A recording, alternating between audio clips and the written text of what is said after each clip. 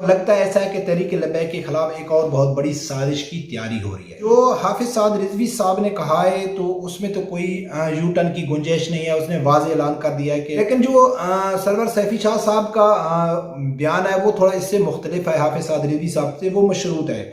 बिस्मिल्लाहिर्रहमानिर्रहीम, अस्सलाम वालेकुम नाज़रीन, जो कल वाक़या हवेली में हुआ, तहरीक लब्बैक के जो जुलूस के ऊपर, ईद मिलादुन्नबी के जुलूस के ऊपर पुलिस की शेलिंग थी, कारकुन शहीद ज़ख्मी भी हुए और उनको गिरफ्तार भी किया गया। ये मसला अब थोड़ी संजीदगी की तरफ जा रहा है और लगता है ऐसा है कि तहरीक लब्बैक के खिलाफ एक और बहुत बड़ी साजिश की तैयारी हो रही है, क्योंकि ये इस वाक़ये में दो मौक़िफ़ सामने आ गए, एक तहरीक लब्बैक का और दूसरी तरफ से पुलिस का और कुछ नाम नेहाद तहरीक लब्बैक के सपोर्टरों का। ये दोनों के अलग अलग मौक़िफ़ सामने आ रहे हैं। जो मुखालफिन है वो कहते हैं कि भाई इन्होंने रूट की खिलाफ वर्जी की है, उस रूट की खिलाफ वर्जी करने की वजह से उनके ऊपर शेलिंग की गई और कारकुनों को गिरफ्तार किया गया। एक ये आ रहा है, मरकज की तरफ से थोड़ा अलग आ रहा है। मैं आप लोगों के सामने हकीकत रखता हूं कि असल चक्कर क्या है, वहां के लोग क्या कहते हैं, क्या इल्ज़ाम लगा रहे हैं तहरीक लब्बैक के ऊपर। कुछ तो कहते हैं कि ये तहरीक लब्बैक के वर्कर थे भी नहीं, ये तो अहले सुन्नत जमात बरेलवी से बहुत सारी ऐसी तंजीमें हैं जो ईद मिलादुन्नबी मनाती हैं लेकिन उनका तहरीक लब्बैक से तलक नहीं है। इस सब के ऊपर बात करनी है, लेकिन इससे पहले सुनो कि इस हवेलियाँ वाक़ये के ऊपर हाफिज साद रिजवी साहब और पीर सरवर सैफी शाह साहब हैं, उनका क्या मौक़िफ़ है, उन्होंने क्या कहा है इस हवेलियाँ के जो वाक़या हुआ है उसके मतलब क्या कहा है, वो सुनो, फिर आगे तफसील से बात करते हैं। अब जिस चौक में शल बरसे हैं बात भी वही होगी इंशाअल्लाह। अगले इतवार सुबह 10 बजे हरिपुर में इंशाअल्लाह मिलादुन्नबी का जुलूस उसी रूट से होगा। जिन कारकुनान को गिरफ्तार किया है फिर फौरन को रिहा किया जाए, वरना पूरे मुल्क से जो आस्ताने रसूल उठेंगे। अगर आप लोगों ने अभी तक मेरा चैनल सब्सक्राइब नहीं किया तो प्लीज़ आप लोगों से गुजारिश है कि मेरे चैनल को सब्सक्राइब कर दें और बेल आइकन को लाजमी प्रेस करें।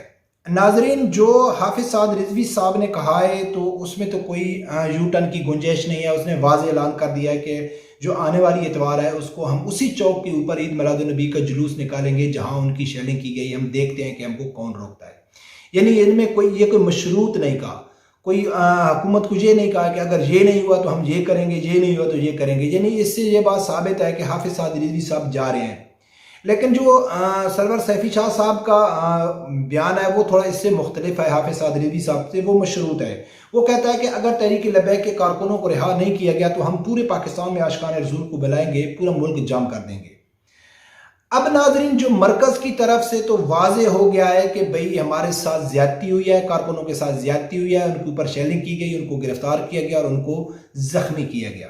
लेकिन जो लोग तहरीक लब्बैक के नाम नेहाद वो लोग हो गए, या पुलिस की तरफ से जो मौक़िफ़ आ रहा है उसके ऊपर थोड़ी बात करते हैं कि क्या उसमें कोई हकीकत है कि नहीं है, या तहरीक लब्बैक के ऊपर जो मुखालिफ इल्ज़ाम लगाते हैं कि ये किसी के इशारों के ऊपर चलती है। ऐसा तो नहीं है कि फिर तहरीक लब्बैक के ऊपर ये इल्ज़ाम आने वाला है कि ये किसी के इशारे के ऊपर चलते हैं।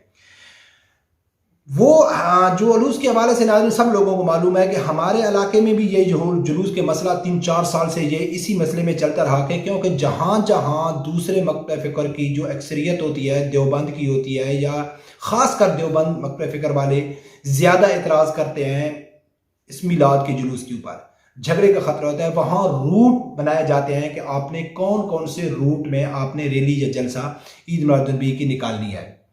और ये बात तो कन्फर्म है कि जब इंतज़ामिया के साथ मिलकर जो रूट तय किया जाता है उसके ऊपर जो मिलाद कमेटी होती है उसके ऊपर वो अमल दरामद करती है कि हमने उस रूट की खिलाफ वर्जी नहीं करनी है।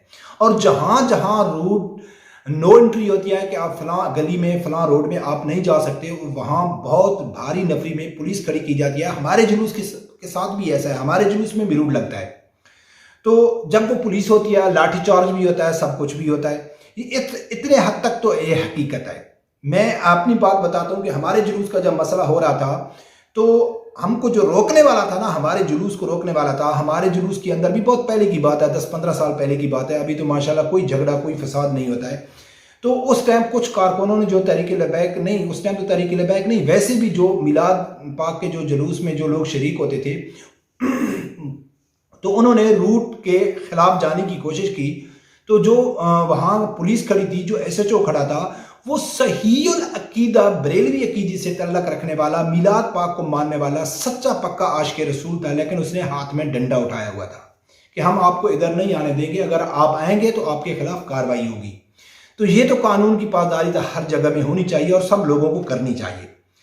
अच्छा, जब ये वाकया हुआ तो मेरे दिल में भी, मैंने भी एक लम्हे के लिए यही सोचा, फिर खबरें भी आने लग गई कि यार ऐसी बात नहीं है, क्योंकि इन्होंने ज़ाहिर है कहीं रूट की खिलाफ वर्जी होगी, इन लोगों ने उस जगह में जाने की कोशिश की होगी जहां इनका रूट नहीं होगा, वहां पुलिस ने इनको रोकने की कोशिश होगी, फिर उन्होंने शेलिंग किया है।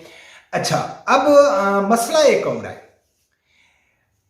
ये झूठ इसलिए लगता है क्योंकि एक तो हाफिज साद रिजवी साहब और पीर सरवर सैफी शाह साहब का जो बयान आ गया, मरकज की तरफ से बयान आ गया, दोष यानी कि सबसे बड़े अहम सबूत हैं कि भाई ये झूठ है, उन लोगों ने कोई ज्यादती किया है जानबूझकर तरीके लबैक के कारकुनों के साथ ही। एक तो बात यह है कि जब उनके पास शेल भी थे, पूरे इंतजाम थे, तो कहीं भी पुलिस पहले एडवांस में शेल लेके नहीं आती है, क्योंकि एक रूट चल रहा है, सब लोगों को मालूम है कि ये वहां से जाएंगे, यानी कि पुलिस को किसी ने पहले बता दिया था कि आप शेल भी लेके आए, नफरी भी अजाफी बुला लें, और आप क्योंकि इस टाइम आज तरीके लबैक का जुलूस नो एंट्री में जाएगा, जहां उनका रूट नहीं है वहां जाने की कोशिश करेगा। एक ये डाउट होता है, ये ऐसी बात नहीं है। दूसरी बात ये है कि मरकज की तरफ से अगर किसी तरीके लबैक के कारकुनों ने वहां कानून की खिलाफ वर्जी की होती तो मरकज की तरफ से ऐसा ऐलान हरगिज नहीं आता कि हम आ रहे हैं, हमारे कारकुनों को छोड़ो, क्योंकि तरीके लबैक की जो तारीख है वो भी बताती है।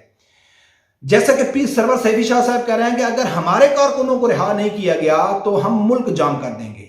तो पाक जब से तहरीक लबैक बनी है उस दिन से लेके तहरीक लबैक के कारकुन तो हमेशा से वो जेल में ही रहते हैं। हाफिज साद रिजवी साहब भी जेल में रहे, उससे पहले अल्लामा खादिम हुसैन रिजवी रहमतुल्लाह अलैह जेल में रहे।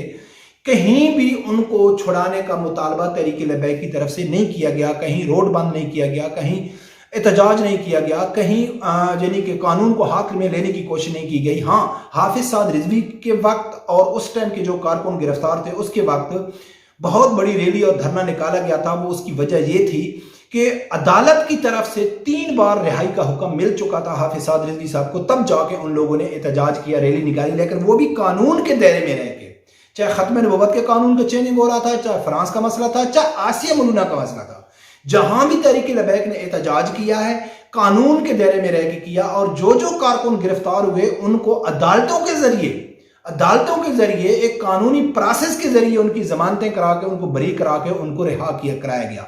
लेकिन ऐसा नहीं है कि उन लोगों ने कानून की खिलाफवर्जी की हो, उन्होंने जो इंतजामिया है उनके साथ उन्होंने कोऑपरेट नहीं किया हो, उनके साथ कोई उन्होंने तावन नहीं किया और उन लोगों ने उनके खिलाफ कार्रवाई की, उनको जेल में डाल दिया और तहरीक लबैक रोडों पे आ गई कि हमारे कारकुनों को छोड़ दो। ऐसा हरगिज नहीं हो सकता है। तहरीक लबैक एक प्रॉपर सियासी जमात है और कानून के ऊपर अमल करने वाली है। अगर उन लोगों ने कुछ गलत किया होता तो यकीनन तहरीक लबैक एक कानूनी रास्ता इख्तियार करती, अपना वकला की टीम लेके जाते, उनके खिलाफ जो केस है वो केस को देखते, उस अपना कानूनी तरीके से उनको छुड़ाने की कोशिश करती।